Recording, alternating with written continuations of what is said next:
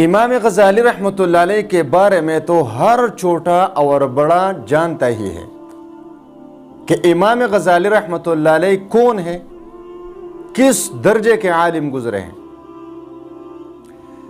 تو امام غزالی رحمۃ اللہ علیہ اور اس کے بھائی کو اتنے بڑے اور اونچے درجے تک پہنچانے والے خاتون کے بارے میں آج بات کی جائے گی کہ کس نے ان دونوں کو اتنے بڑے مرتبے تک پہنچا دیا۔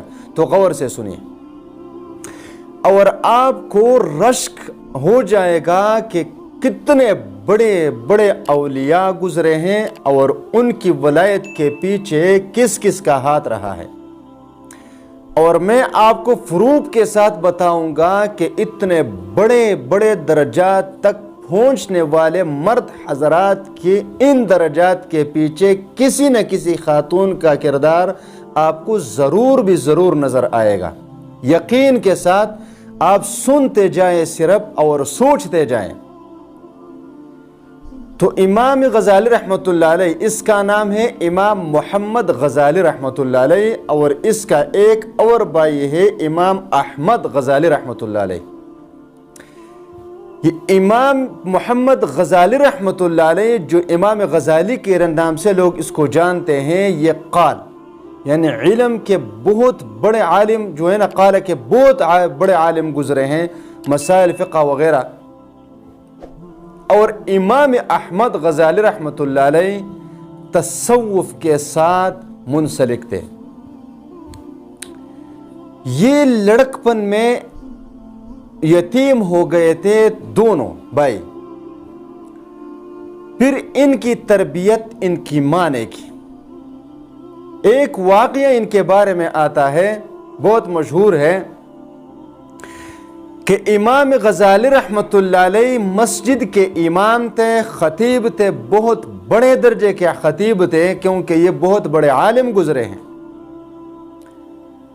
اور اس کا بھائی امام احمد غزالی رحمۃ اللہ علیہ جب مسجد میں جاتے نماز کھڑی ہو جاتی تو امام محمد غزالی رحمۃ اللہ علیہ نماز پڑھاتے تھے اور لوگ اس کے پیچھے کھڑے ہو کر نماز پڑھتے تھے، اور امام احمد غزالی رحمۃ اللہ علیہ ایک کونے میں کھڑے ہو کر اکیلے نماز پڑھتے تھے اور اپنے بھائی کے پیچھے نماز نہیں پڑھتے۔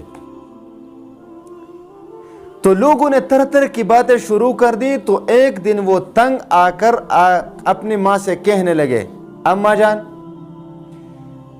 کمال کی بات یہ ہے کہ میں اس مسجد کا امام ہوں، بہت بڑا خطیب ہوں، سارے لوگ میرے پیچھے نماز پڑھتے ہیں، لیکن میرا یہ بھائی میرے پیچھے نماز نہیں پڑھتا، مسجد کے کسی کونے میں کھڑے ہو کر اکیلے نماز پڑھتا ہے، اور لوگوں سے مجھے بات سننی پڑتی ہے کہ یہ کیسے عالم ہے کہ ایک بھائی دوسرے بھائی کے پیچھے نماز نہیں پڑھتے۔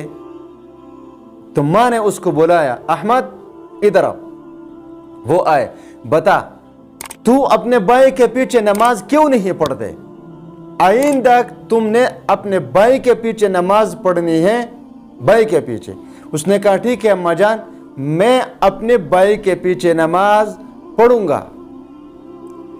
تو جب نماز کا وقت آیا تو امام احمد غزالی رحمۃ اللہ علیہ اس کے پیچھے کھڑے ہوئے، اپنے بھائی کے پیچھے ایک رکعت تو پڑھ لی۔ جیسے ہی ایک رکعت نماز ختم ہوئی تو دوسری رکعت میں اس نے نماز توڑا اور جا کر الگ کسی کونے میں کھڑے ہو کر نماز پڑھ لی۔ جب امام غزالی رحمۃ اللہ علیہ نے یہ منظر دیکھا تو آ کر ماں سے کہنے لگا، اماں جان، آج تو اس نے ناک کٹوا دی۔ کیونکہ ایک رکعت میرے ساتھ پڑھ لی میرے پیچھے، پھر اس کے بعد نماز توڑ کر چلے گئے اور اکیلے نماز پڑھ لی۔ میری تو آج ناک کاٹ دی اس نے، کیونکہ لوگ کیا کیا باتیں کرتے ہیں کہ نماز کے لیے کھڑے ہوئے اور پھر نماز توڑ کر چلے گئے۔ اب تو میں واقعی میں تنگ آ چکا ہوں۔ اماں جان نے اس کو بلایا، ادھر یہ تم نے کیا ایک رکعت پڑھ لی اور دوسرے میں نماز توڑ کر چلے گئے، یہ کیوں؟ تو امام احمد غزالی رحمۃ اللہ علیہ نے فرمایا اماں جان ایک رکعت تو میں اس کے پیچھے پڑھنے کے لیے کھڑا ہوا اور پورا بھی کر لیا، کیونکہ اس وقت یہ نماز اللہ کے لیے پڑھ رہے تھے۔ لیکن جب دوسری رکعت کے لیے کھڑے ہوئے تو پھر یہ میرا بھائی نماز اللہ کے لیے نہیں پڑھتے بلکہ کہیں اور چلے گئے تھے، اس لیے میں نے نماز توڑ دی اور واپس آیا۔ اماں جان نے اس سے پوچھا اے امام محمد غزالی بتا یہ کیا کہہ رہا ہے؟ تو وہ رونے لگ گئے اور کہا اماں جان یہ ٹھیک کہہ رہا ہے، کیونکہ وہ تو ایک فقیہ تھے۔ تو کہا کہ نماز سے پہلے میں خواتین کے مسائل میں مصروف تھا، پھر جب نماز کا وقت آیا اور میں نماز کے لیے کھڑا ہوا تو ایک رکعت کے تک تو میری توجہ اللہ کی طرف تھی، لیکن جب دوسری رکعت شروع ہوئی تو میں ان خواتین کے ان مسائل کی طرف متوجہ ہوا اور میرا ذہن منتشر ہو کر اس طرف مائل ہوا۔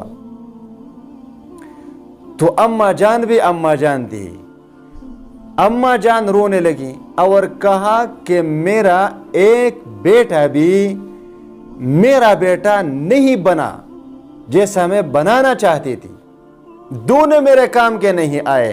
تو دونوں بھائیوں نے کہا اماں جان ہم کیسے تیرے کام کے نہیں؟ اس نے کہا میرا ایک بیٹا عالم ہو کر خواتین کی مسائل میں مصروف اور میرا دوسرا بیٹا لوگوں کے دلوں کو دیکھنے میں مصروف، تو تم دونوں کی توجہ تو اللہ کی طرف نہیں ہے، اس لیے تم دونوں میرے کام کے نہیں۔ تو اب دیکھیں یہ ماں کی تربیت تھی، دونوں کو کہاں سے کہاں تک پہنچایا، کس نے پہنچایا؟ ان دو حضرات اور اولیاء کے درجات کے پیچھے بھی آپ کو ایک عورت کا کردار ہی نظر آئے گا ضرور۔